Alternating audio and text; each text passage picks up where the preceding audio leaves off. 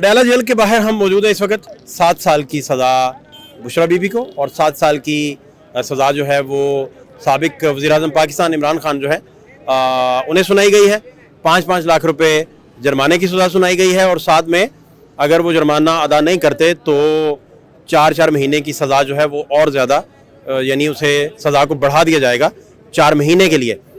दूसरा फिर इमरान खान जो है वो मीडिया गैलरी चूँकि आज चेंज हो गई थी तो जहाँ पब्लिक बैठा करती थी, पब्लिक के लोग बैठा करते थे, वहाँ मीडिया को बिठाया गया तो साउंड का बहुत प्रॉब्लम था कि वो जज साहब जो हैं वो तकरीबन 35 से 40 कदम जो हैं वो दूर थे मीडिया से।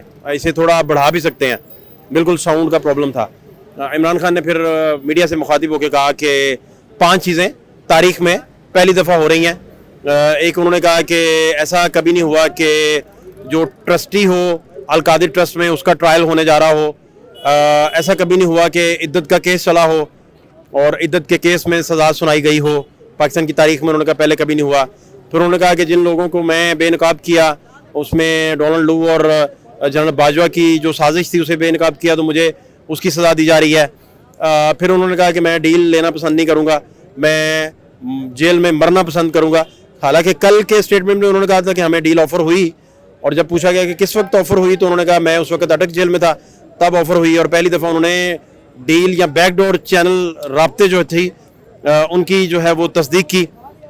फिर उन्होंने कहा कि तारीख़ में ये भी कभी नहीं हुआ कि 25 अरब का जो केस था शहबाज शरीफ साहब पे 24 अरब का उन्होंने वो माफ़ कर दिया गया। उन्होंने कहा तारीख़ में पहले कभी नहीं हुआ कि एक एब्सकॉन्डर जो हैं वो बाहर से आए और उन्हें एक ग़ुलाम जो है उन्होंने बल्कि इन लफ्ज़ों में कहा वो बाहर से आ गए हैं और उन्हें मुसल्लत किया जा रहा है।